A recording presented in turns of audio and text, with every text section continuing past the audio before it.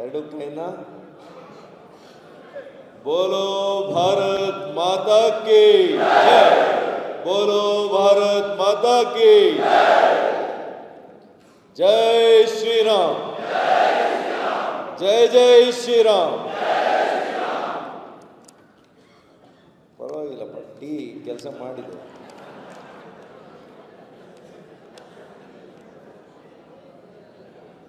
ವೇದಿಕೆ ಮೇಲೆ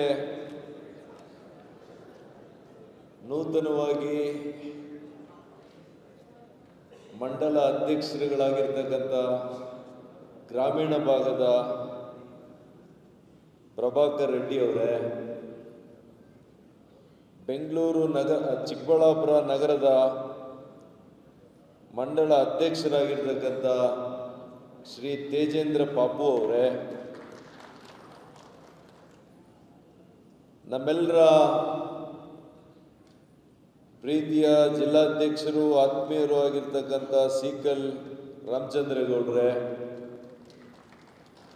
ನಮ್ಮೆಲ್ಲರ ಹಿರಿಯರು, ಪಕ್ಷದ ಕಟ್ಟಾಳುಗಳು, ನಮ್ಮ ವಿಭಾಗದ ಪ್ರಭಾರಿಗಳು, ಈಗ ತಾನೇ ನಿಮ್ಮನ್ನೆಲ್ಲ ಕೂಡ ಉದ್ದೇಶ ಮಾಡಿ ಮಾತನಾಡಿರ್ತಕ್ಕಂಥ ಶ್ರೀ ಬ್ಯಾಟ್ರಂಗೇಗೌಡ್ರೆ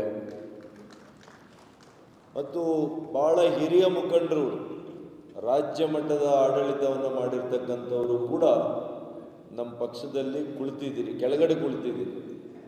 ಯಾರೂ ಕೂಡ ಅನ್ಯತಾ ಭಾವಿಸಬಾರ್ದು. ಪಕ್ಷದ ಸಿದ್ಧಾಂತ ಮತ್ತು ಪ್ರೊಸೀಜರ್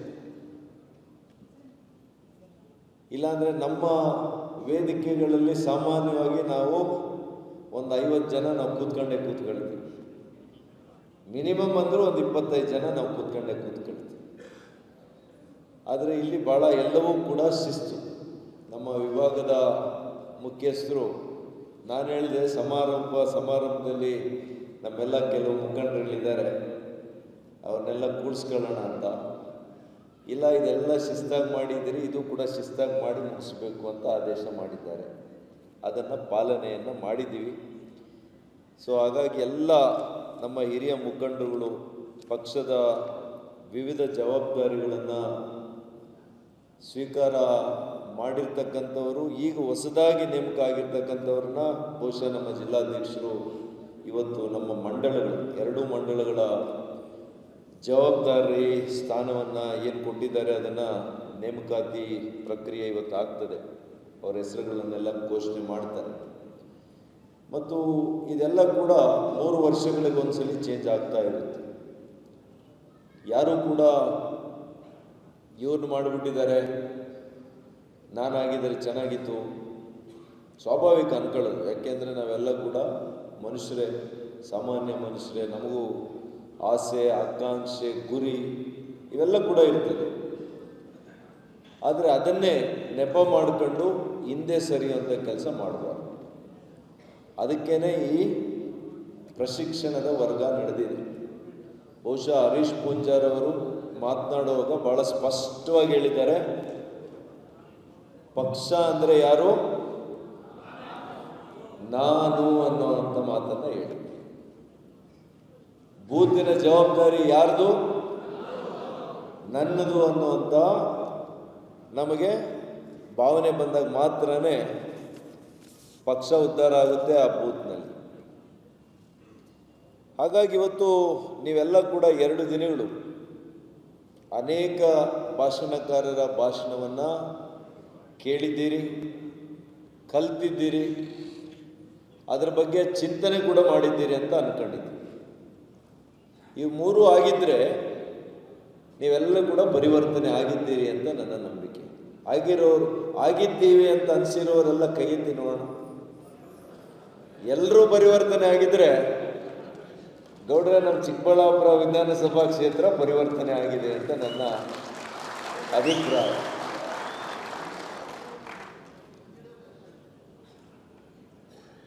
ಇವತ್ತು ಭಾಷಣ ಮಾಡಲಿಕ್ಕೆ ಹೋಗಲ್ಲ ನಾನು, ಯಾಕೆಂದರೆ ಸಮಯ ಜಾಸ್ತಿ ಆಗಿದೆ. ನೇಮಕಾತಿ ಮತ್ತು ನಿಮಗೆಲ್ಲ ಕೂಡ ಸರ್ಟಿಫಿಕೇಟ್ಸ್ ಪಾರ್ಟಿಸಿಪೇಷನ್ ಆಗಿರೋದಕ್ಕೆ ನಾನು ಈಗಾಗಲೇ ಹೇಳಿದ್ದೀನಿ, ಆ ಮುಖ್ಯವಾಗಿರ್ತಕ್ಕಂಥ ಸರ್ಟಿಫಿಕೇಟ್ ಕೊಡಬೇಕು. ಆದರೆ ನನಗೆ ಕೆಲವು ವಿಷಯಗಳನ್ನು ನಿಮ್ಮ ಜೊತೆ ಹಂಚ್ಕೋಬೇಕು ಅಂತಿದೆ. ಆ ಕೆಲವು 2 ಮಾತುಗಳನ್ನು ನಿಮ್ಮ ಜೊತೆಯಲ್ಲಿ ಹಂಚ್ಕೊಳ್ಳಿಕ್ಕೆ ಬಯಸ್ತೇನೆ. ಅದಕ್ಕೆ ಮುಂಚೆ ಒಂದು ಒಂದು ಒಳ್ಳೆಯ ಅರ್ಥಗರ್ಭಿತವಾಗಿರ್ತಕ್ಕಂಥ ಒಂದು ಕತೆ ನೆನಪು ಬರ್ತದೆ. ನಮ್ಮ ಪಕ್ಷಕ್ಕೆ 2 ದಿನಗಳ ಏನು ಅಭ್ಯಾಸ ವರ್ಗಕ್ಕೆ ಸಂಬಂಧಪಡುವಂಥದ್ದು. ಒಂದೂರಲ್ಲಿ ಹಿಂದೆ ರಾಜ ಮತ್ತು ಮಂತ್ರಿ ಇರ್ತಾರೆ. ಆ ರಾಜನಿಗೆ ಆ ರಾಜ್ಯದಲ್ಲಿರ್ತಕ್ಕಂಥ ಆ ಊರಿನಲ್ಲಿರ್ತಕ್ಕಂಥ ಎಲ್ಲರ ಮೇಲೆ ಕೂಡ ಅತಿಯಾದಂಥ ವಿಶ್ವಾಸ, ನಂಬಿಕೆ, ಪ್ರೀತಿ ಇಷ್ಟು ಇರ್ತವೆ ರಾಜನಿಗೆ.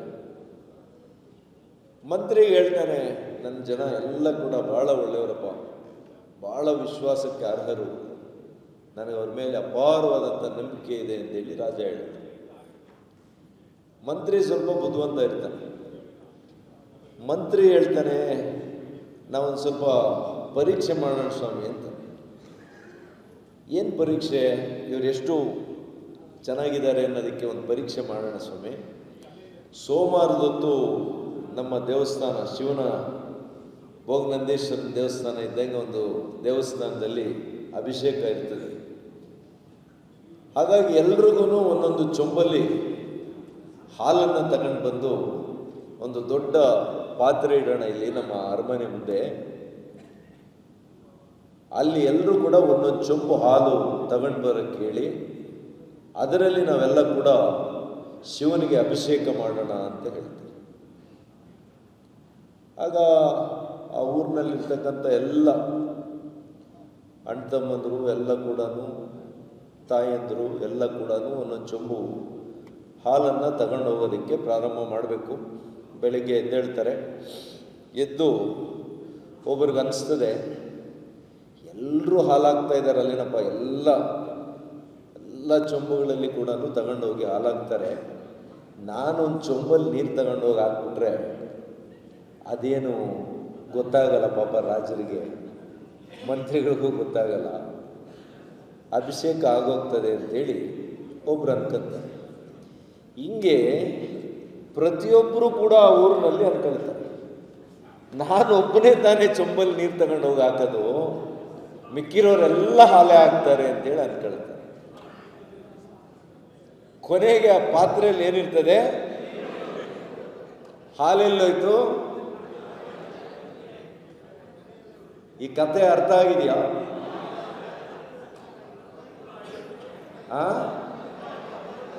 ಈ ಕಥೆಯ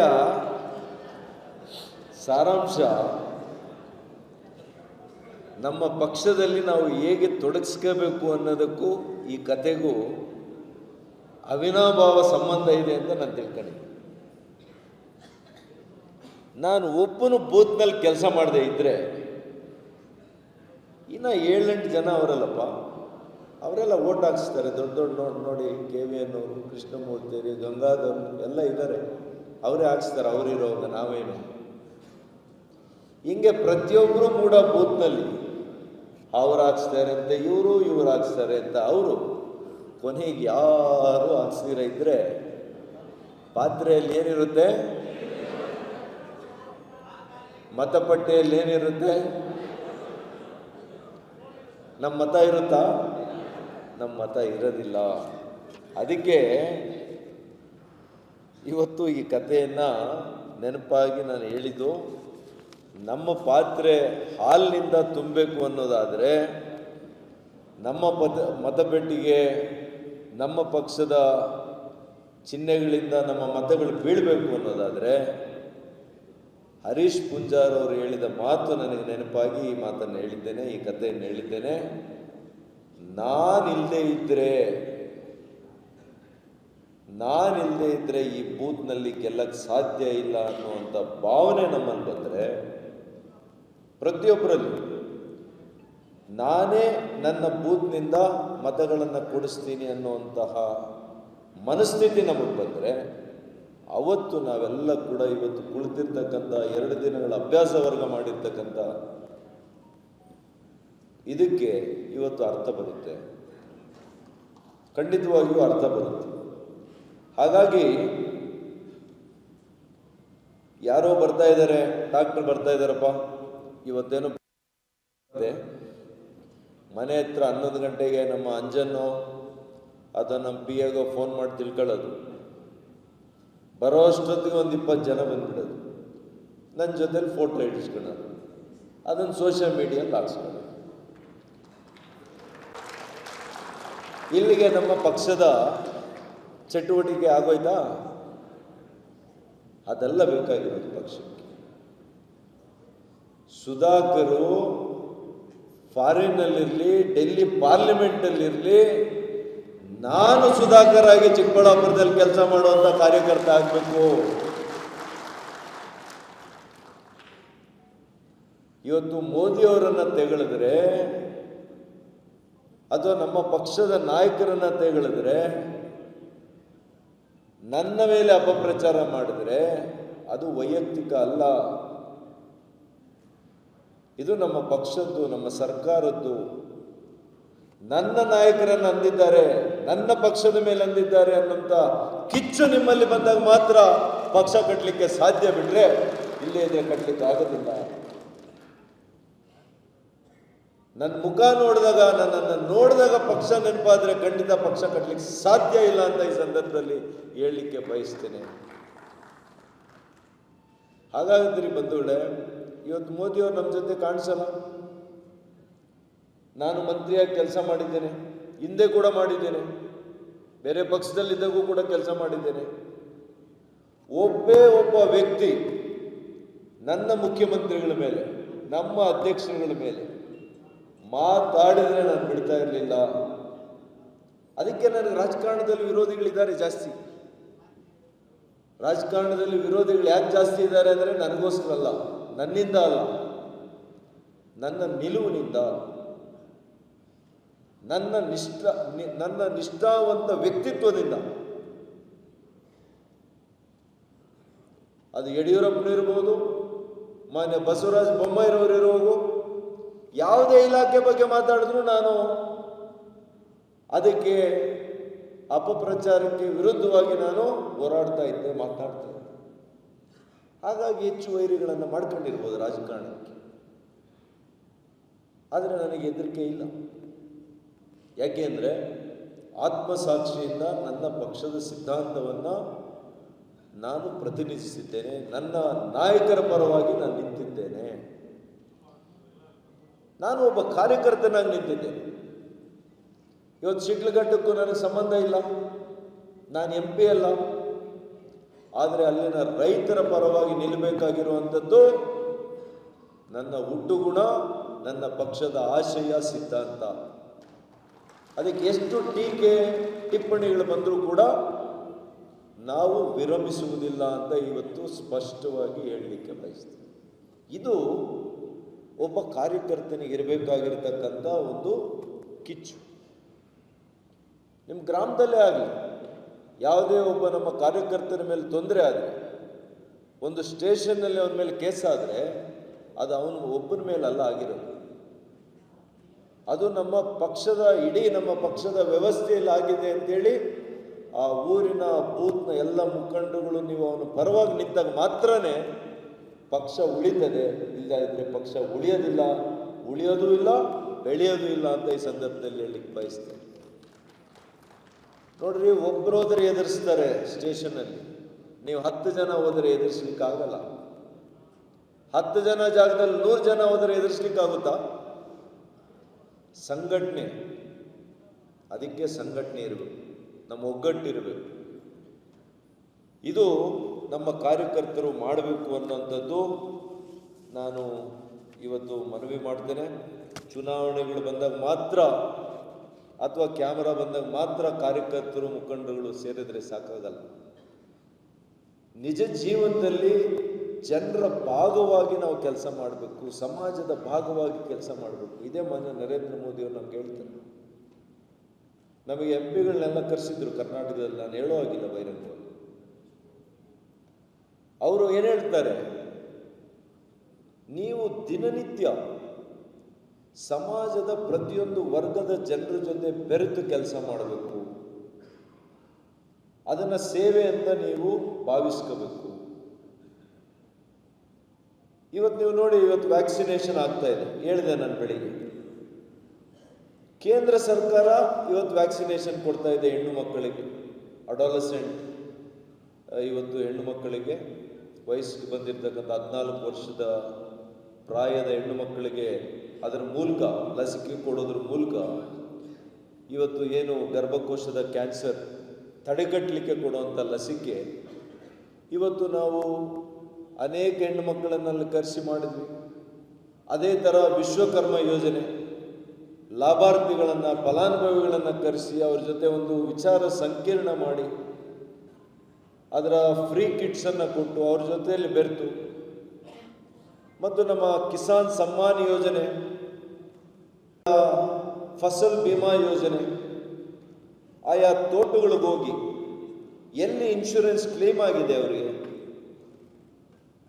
ಬೆಳೆ ನಷ್ಟ ಆಗಿರ್ತಕ್ಕಂಥ ಪರಿಹಾರ ಎಷ್ಟು ಬಂದಿದೆ, ಅಲ್ಲೇ ಹೋಗಿ ನಾನು ವಿಚಾರ ಸಂವಾದವನ್ನು ಮಾಡ್ತಾ ಇದ್ದೀನಿ ರೈತರ ಜೊತೆ.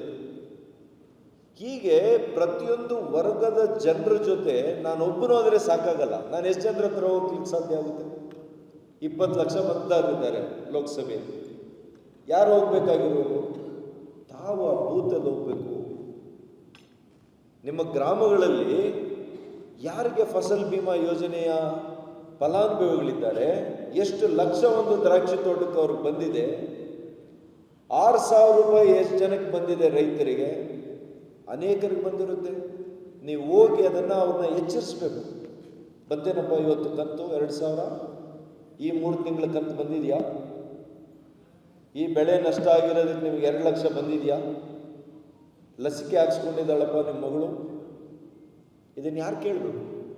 ಸುಧಾಕರ್ ಒಬ್ಬರೇ ಮಾಡ್ಲಿಕ್ಕಾಗುತ್ತಾ? ಅಥವಾ ರಾಮಚಂದ್ರೇಗೌಡರು ಒಬ್ಬರೇ ಮಾಡ್ಲಿಕ್ಕೆ ಸಾಧ್ಯನಾ? ಇಡೀ ಜಿಲ್ಲೆಗೆ ಜಿಲ್ಲಾಧ್ಯಕ್ಷರು ಅವರೊಬ್ಬರೇ ಇದ್ದಾರೆ? ಸಾಧ್ಯ ಇಲ್ಲ.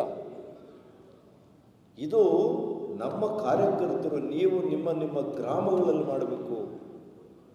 ನೂರಾರು ಯೋಜನೆಗಳಿದೆ. ನಾನು ಬೇಕಿದ್ರೆ ಒಂದು ಗ್ರೂಪ್ಸನ್ನು ಮಾಡಿ, ಪ್ರತಿಯೊಂದು ಬೂತಿನ ಗ್ರೂಪ್ಸನ್ನು ಮಾಡಿ ದಿವಸ ಒಂದೊಂದೇ ಯೋಜನೆಯನ್ನು ನಿಮಗೆ ಸರಳವಾಗಿ ನಿಮಗೆ ಕಳಿಸ್ಲಿಕ್ಕೆ ಪ್ರಯತ್ನ ಮಾಡ್ತೀನಿ. ಆ ಯೋಜನೆ ಏನು, ಅದರ ಫಲಾನುಭವಿಗಳು ಯಾರು ಅಂತ ನಿಮಗೆ ಅರ್ಥ ಆಗುತ್ತೆ. ಅವರು ಆಗ ನೀವು ಒಬ್ಬರ ಮನೆಗಳಿಗೆ ಹೋಗಿ ಅವ್ರ ಕಷ್ಟ ಸುಖವನ್ನು ಹಂಚ್ಕೊಂಡು ಇಂಥ ಯೋಜನೆಗಳ ಬಗ್ಗೆ ಮಾತನಾಡಿದಾಗ ನಮ್ಮ ಪಕ್ಷದ ಬಗ್ಗೆ ಗೌರವ ಅವರಿಗೆ ಹೆಚ್ಚಾಗ್ತದೆ, ಅಭಿಮಾನ ಹೆಚ್ಚಾಗ್ತದೆ. ಚುನಾವಣೆಗೆ ಬಂದಾಗ ವೋಟ್ ಕೊಡಿ ಅಂತ ಹೋಗೋದಲ್ಲ, ಅವರ ಆರೋಗ್ಯನ ವಿಚಾರಿಸಿ. ಆಯುಷ್ಮಾನ್ ಭಾರತ್ ಕಾರ್ಡ್ ಸಿಕ್ಕಿದೆಯಾ ಅಂತ ಕೇಳಿ. ನೀವೇನು ₹1 ಖರ್ಚು ಮಾಡೋಷ್ಟಿಲ್ಲ. ಆಯುಷ್ಮಾನ್ ಭಾರತ್ ಕಾರ್ಡ್ ನೀವು ಒಬ್ಬರಿಗೆ ಕೊಟ್ಟರೆ 5 ಲಕ್ಷ ರೂಪಾಯಿ ಅದರ ಒಂದು ಬೆಲೆ. ಒಬ್ಬ ವ್ಯಕ್ತಿಗೆ ಒಂದು ವರ್ಷದಲ್ಲಿ ₹1 ಕೊಡೋಷ್ಟಿಲ್ಲ. ನೀವು ಇದನ್ನು ಮಾಡಿಸ್ಕೊಳ್ಳೋಕೆ ಏನಾದರೂ ಕಷ್ಟ ಇದೆಯಾ?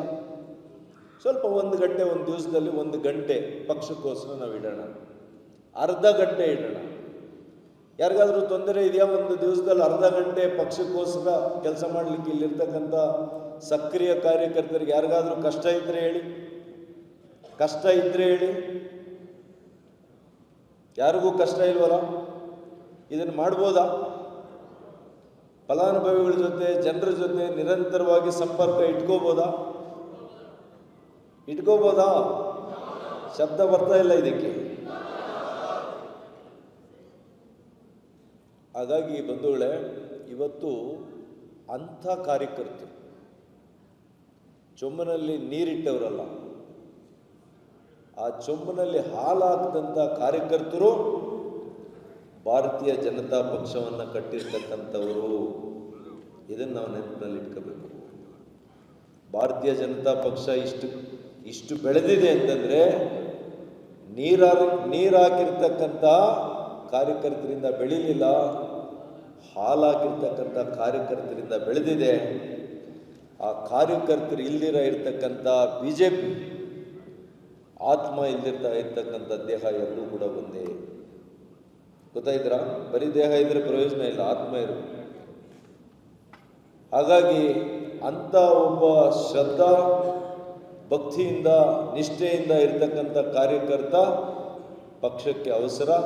ಅಂಥ ಅದಕ್ಕೋಸ್ಕರನೇ ಪಕ್ಷ ಇವತ್ತು ಇಷ್ಟು ದೊಡ್ಡ ರೀತಿಯಲ್ಲಿ ಬೆಳೆದಿದೆ. ವಾಜಪೇಯಿ ಅವರ ಬಗ್ಗೆ ಎಲ್ಲ ಹೇಳಿದ್ರು, ನಾನು ಇಷ್ಟೇ ಹೇಳ್ತೀನಿ. ವಾಜಪೇಯಿ ಅವರು 50 ವರ್ಷ ಸುದೀರ್ಘವಾಗಿ ಅವರು 40 ವರ್ಷ ಅವರು ವಿರೋಧ ಪಕ್ಷದಲ್ಲಿ ಇಳಿದ್ರು. ಅದರಲ್ಲಿ ಸುಮಾರು ಅವರು 2 ಬಾರಿ ರಾಜ್ಯಸಭೆ, 10 ಬಾರಿ ಲೋಕಸಭೆ. ಅವರಿದ್ದ ಪ್ರಧಾನಮಂತ್ರಿಗಳಾಗಿ ಕೇವಲ 6ರಿಂದ 7 ವರ್ಷ. ಅದು ಅವರ ಜೀವನದ ಸಾಯಂಕಾಲದ ಕಾಲದಲ್ಲಿ ಅವ್ರ ಪ್ರಾಯ ಜಾಸ್ತಿ ಆದ. ಅವರು ಒಂದೇ ಒಂದು ದಿವಸ ಕೂಡ ನಾನು ಅಧಿಕಾರಕ್ಕೆ ಬರಬೇಕು ಅಂತ ಎಂದೂ ಕೂಡ ಅನಿಸಲೇ ಇಲ್ಲ. ನಾನು ಅಧಿಕಾರದ ಪಕ್ಷದಲ್ಲಿ ಇರಬೇಕಾಗಿತ್ತಲ್ಲ ಅಂತ ಅನಿಸ್ಲಿಲ್ಲ ಅವರು. ಆದರೆ ಅವ್ರ ಗುರಿ ಯಾವಾಗಲೂ ಕೂಡ ಈ ದೇಶವನ್ನು ಹೇಗೆ ಮುನ್ನಡೆಸಬೇಕು, ಬೆಳೆಸಬೇಕು, ಅಭಿವೃದ್ಧಿಯನ್ನು ಹೊಂದಿಸಬೇಕು, ಇದೇ ಚಿಂತನೆಯಲ್ಲೇ ಇತ್ತು. ಇವತ್ತು ಮಾನ್ಯ ನರೇಂದ್ರ ಮೋದಿಯವರು ಎಲ್ಲ ಬಹಳ ಸಂತೋಷದಿಂದ ಹೇಳ್ತೀವಿ, ಅನೇಕರು ನನ್ನ ಜೊತೆ ಮಾತಾಡಿದ್ದಾರೆ. ಏನು ಅದೃಷ್ಟನಪ್ಪ ನರೇಂದ್ರ ಮೋದಿಯವರು, ಏನು ಅದೃಷ್ಟ ರೀ. ಚಾಯ್ ಮಾರೋ ಅಂತ ಒಂದು ಕುಟುಂಬದಲ್ಲಿ ಹುಟ್ಟಿ 25 ವರ್ಷ,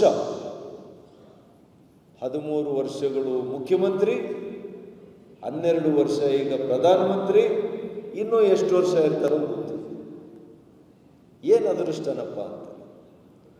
ನಾವು ಈ 25 ವರ್ಷ ಮಾತ್ರ ನೋಡ್ತಾ ಇದ್ದೇವೆ. ಅದರಿಂದ ಇರ್ತಕ್ಕಂಥ 40 ವರ್ಷದ ಒಬ್ಬ ಕಾರ್ಯಕರ್ತನನ್ನ ಮರ್ತೋಗಿದ್ದೇವೆ. ಮೋದಿ ಅಂತ ಒಬ್ಬ ಸಾಮಾನ್ಯ ಕಾರ್ಯಕರ್ತ,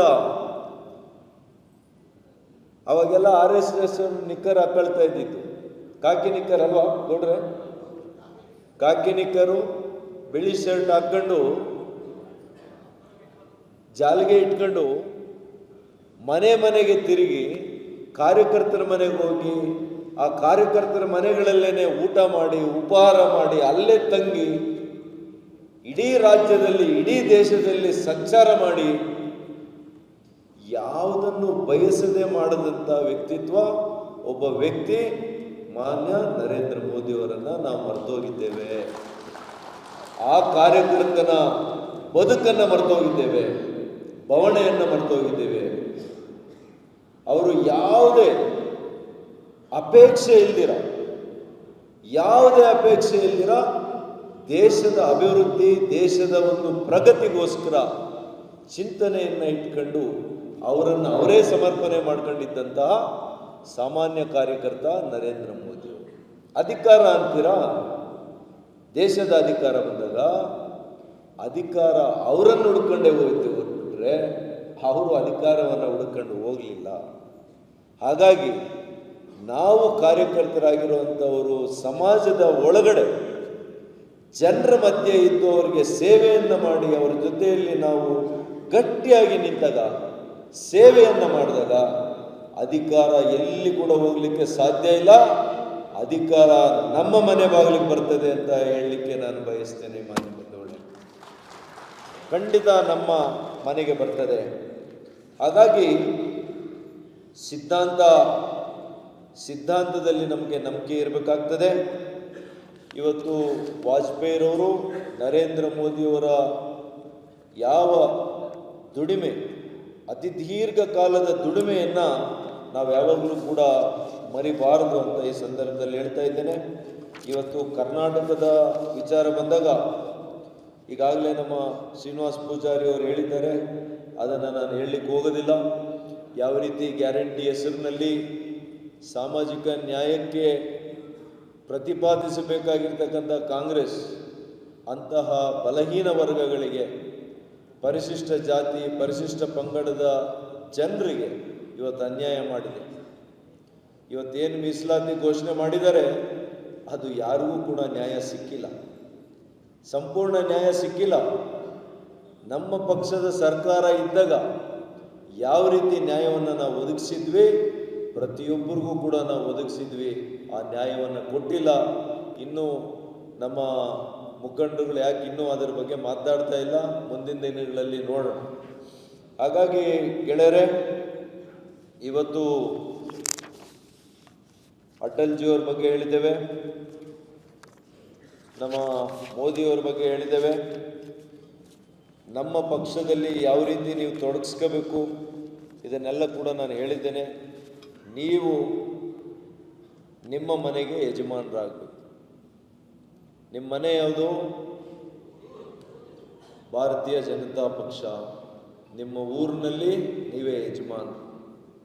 ಆ ಬೂದೇ ನೀವು, ಆ ಬೂತ್ಗೆ ಯಜಮಾನರು ನೀವೇ. ಅದರ ಒಂದು ಜವಾಬ್ದಾರಿಯನ್ನು ನೀವು ತಗೋಬೇಕು. ನೀವು ತೆಗೆದುಕೊಂಡು ಇವತ್ತಿನಿಂದ BLA 2ಗಳು ಯಾರು ಬಂದಿಲ್ಲ, BLA 2ಗಳನ್ನು ಸರಿ ಮಾಡಿಕೊಳ್ಳಿ.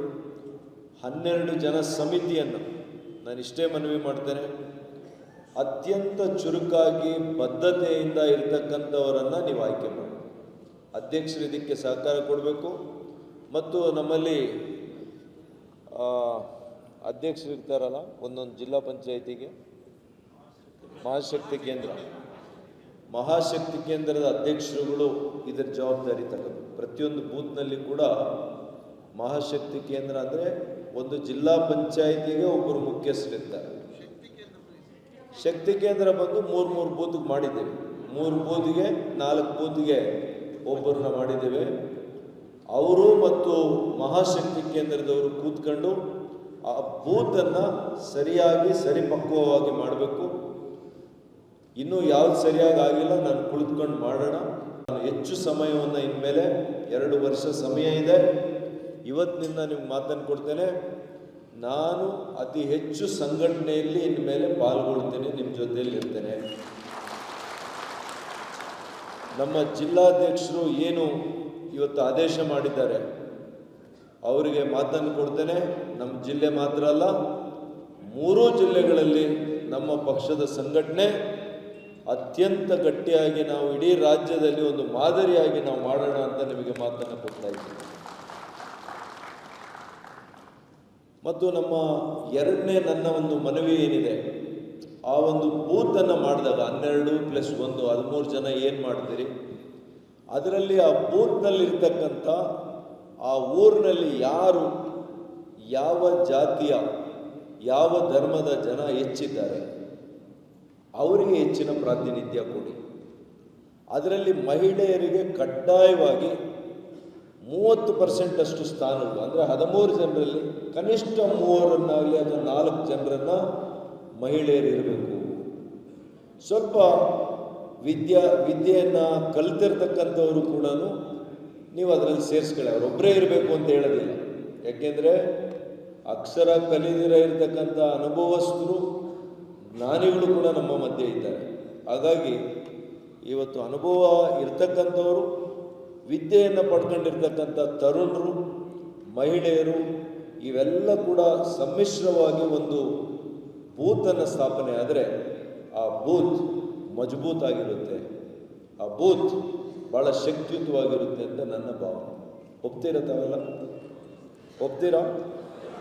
ಹಾಗಾಗಿ ಅಂಥ ಬೂತನ್ನು ಮಾಡೋದಕ್ಕೆ ನೀವೆಲ್ಲ ಕೂಡ ತಯಾರಾಗಿದ್ದೀರಾ? ಈಗ ಮಾಡಿರೋ ಬೂತ್ಗಳನ್ನು ನಿಮಗೆ ಮತ್ತೆ ತೋರಿಸ್ತಾರೆ. ಆ 13 ಜನ ಬರೀ ನನಗೆ ತೋರಿಸ್ಲಿಕ್ಕೆ ಕೊಟ್ಟಿದ್ದಾರಾ, ಅಥವಾ 13 ಜನ ಬೂತ್ನಲ್ಲಿ ನಿಜವಾಗಿಯೂ ಕೂಡ ಎಂಥ ಅಲೆನೇ ಬರಲಿ. ಕೆಲವರು ಇರ್ತಾರೆ, ನಿಮ್ಗೆ ಗೊತ್ತಿದ್ದೇನೆ, ಎಲ್ಲ ನೋಡಿದ್ದೀರಿ, ಜಾತಿಗೆ ಮೀರಿ ಧರ್ಮಕ್ಕೆ ಮೀರಿ ಪಕ್ಷಕ್ಕೆ ಗಟ್ಟಿಯಾಗಿ ನಿಲ್ಲುವಂಥ ಕಾರ್ಯಕರ್ತನ ಮಾತ್ರ ಸೇರಿಸಬೇಕು ಅಂತೇಳಿ ನನ್ನ ಯಾರೋ ಕಾಂಗ್ರೆಸ್ ಪಕ್ಷದಲ್ಲೋ ಇನ್ಯಾರೋ ಪಕ್ಷದಲ್ಲೋ ಇಂಥ ಜಾತಿಯವರು ಅಭ್ಯರ್ಥಿ ಆಗಿದ್ದಾರೆ ಅಂತೇಳಿ ಓಡೋದಲ್ಲ. ಅದೆಲ್ಲ ಪಕ್ಷ ಅಂತ, ಅದೆಲ್ಲ ಸಿದ್ಧಾಂತ. ಪಕ್ಷದ ಸಿದ್ಧಾಂತ ಅಂದರೆ ಯಾವ ಜಾತಿಯ ಅಭ್ಯರ್ಥಿ ನಮ್ಮ ಪಕ್ಷದಲ್ಲಿ ನಿಂತ್ಕೊಳ್ಳಿ ಅವನೇ ನಮ್ಮ ಸಹೋದರ, ಅವನೇ ನಮ್ಮ ನಾಯಕ ಅನ್ನುವಂಥ ಅಭಿಪ್ರಾಯ ಇರ್ತಕ್ಕಂಥವರನ್ನು ಮಾತ್ರ ನೀವು ಈ ಬೂತ್ಗಳಲ್ಲಿ ಸೇರಿಸಿ. ಇನ್ನೂ 2 ವರ್ಷ ಸಮಯ ಇದೆ. ನಾನು ಇಷ್ಟೇ ಹೇಳ್ತೀನಿ, ಟೊಳ್ಳನ್ನು ಇಟ್ಕೊಳ್ಳೋದಕ್ಕೆ ಹೋಗಬೇಡಿ. ಡಬಲ್ ಗೇಮ್ ಇರ್ತಕ್ಕಂಥವ್ರಿಗೂ ಅವಕಾಶ ಕೊಡಬೇಡಿ, ಏನೂ ತೊಂದರೆ ಇಲ್ಲ. ಎಂಥ ಪ್ರಭಾವಿ ಮುಖಂಡರುಗಳೇ ಆಗಲಿ, ಡಬಲ್ ಗೇಮ್ ಇದ್ದರೆ ಅವ್ರನ್ನ ಕಳಿಸ್ಕೊಟ್ಬಿಡಿ, ನಾವು ಪಕ್ಷ ಕಟ್ಟೋಣ. ನನಗೆ ನಂಬಿಕೆ ಇದೆ. 5,000ದಿಂದ 80,000 ಹೋಗಿದೆ, 90,000ಕ್ಕೆ ಹೋಗಿದೆ. ನಾನು ನಿಂತಿರ್ತಕ್ಕಂಥ ಪ್ರತಿ ಚುನಾವಣೆ ನಾನು ಗಮನಿಸಿದ್ದೀನಿ, 75,000ಕ್ಕೂ ಕಡಿಮೆ ನನಗೆ ಯಾವಾಗಲೂ ಕೂಡ ಬರಲಿಲ್ಲ, ಯಾವಾಗಲೂ ಕೂಡ ಬಂದಿಲ್ಲ. 5 ಚುನಾವಣೆ ಎದುರಿಸಿದ್ದೀನಿ ಇಲ್ಲಿವರೆಗೂ. ಚಿಕ್ಕಬಳ್ಳಾಪುರ ವಿಧಾನಸಭಾ ಕ್ಷೇತ್ರದಲ್ಲಿ 75,000 ಕನಿಷ್ಠ ಬಂದಿದೆ, 95,000ವರೆಗೂ ಕೂಡ ಬಂದಿದೆ. 95-98 ಐಸಲಿ 95 98 ಅಷ್ಟು ಬಂದಿದೆ. ಹಾಗಾಗಿ ಇದು ಅಚಲವಾಗಿರುತ್ತೆ ನಮ್ಮ ಜೊತೆಯಲ್ಲಿ, ಇದು ಎಲ್ಲೂ ಬದಲಾವಣೆ ಆಗಲ್ಲ. ಇದನ್ನು ಹೆಂಗೆ ನೀವು ಮುಂದಕ್ಕೆ ತಗೊಂಡು ಹೋಗ್ಬೇಕು ಅದು ನಿಮ್ಮ ಕೈಯಲ್ಲಿ. ಹಾಗಾಗಿ ಬೂತನ್ನು ಮಜಬೂತಾಗಿ ಕಟ್ಟಿ ಮತ್ತು ಈ ಸ್ಥಾನಮಾನಗಳ ಬಗ್ಗೆ ಭಾಳಷ್ಟು ತಲೆ ಕೆಡಿಸ್ಕೋಬೇಡಿ. ಪಕ್ಷದಲ್ಲಿ ಅವಕಾಶ ಇಲ್ಲ ಅಂದರೆ ಬಹುಶಃ ನಿಮಗೆ ಚುನಾವಣೆಯಲ್ಲಿ ನಿಲ್ಲಿಸಬೇಕು ಅನ್ನುವಂಥ ಉದ್ದೇಶ ಪಕ್ಷಕ್ಕಿರುತ್ತೆ. ಹೀಗೆ ನಾವು ಬ್ಯಾಲೆನ್ಸ್ ಮಾಡ್ತೇವೆ. ಯಾರಿಗೆ ಚುನಾವಣಾ ಪ್ರವೇಶ ಮಾಡಿಸಬೇಕು, ಯಾರಿಗೆ ನಗರಸಭೆ ಟಿಕೆಟ್ ಕೊಡಬೇಕು, ಯಾರು ಗ್ರಾಮ ಪಂಚಾಯತಿ ಟಿಕೆಟ್ ಕೊಡಬೇಕು, ಯಾರು ತಾಲೂಕ್ ಪಂಚಾಯತಿ ಕೊಡಬೇಕು, ಕೇಂದ್ರ ಸರ್ಕಾರದಲ್ಲಿ ಯಾರಿಗೆ ಮೆಂಬರ್ಸ್ ಮಾಡಿಸ್ಬೇಕು, ನಾಳೆ ರಾಜ್ಯ ಸರ್ಕಾರ ಬರುತ್ತೆ, ರಾಜ್ಯ ಸರ್ಕಾರದಲ್ಲಿ ಯಾರಿಗೆ ನಾಮಿನೇಷನ್ ಮಾಡಿಸ್ಬೇಕು, ಹೀಗೆ ನೂರಾರು ಅವಕಾಶಗಳಿದೆ ರಾಜಕಾರಣದಲ್ಲಿ. ಹಾಗಾಗಿ ಯಾರೂ ಕೂಡ ಇವತ್ತು ನನಗೆ ಸಿಕ್ಕಲಿಲ್ಲ ಅಂತೇಳಿ ಇವತ್ತೇ ರಾತ್ರಿ ನಾವು ಮುನಿಸ್ಕೊಂಡು ಗಂಡ ಹೆಂಡತಿ ಮುನಿಸ್ಕೊಂಡ್ರೆ ಬೆಳಗ್ಗೆ ಸರೋತಾರೆ. ಆದರೆ ರಾಜಕಾರಣದಲ್ಲಿ ಸರೋಗೋದಿಲ್ಲ. ಆ ಮುನಿಸ್ಕೊಳ್ಳೋ ಅಂಥ ಸ್ವಭಾವನ ದಯವಿಟ್ಟು ಬಿಡ್ರಪ್ಪ ಅಂತೇಳಿ ಕೈ ಮುಗಿದು ನಿಮಗೆಲ್ಲ ಕೂಡ ನಾನು ಮನವಿಯನ್ನು ಮಾಡ್ತೀನಿ.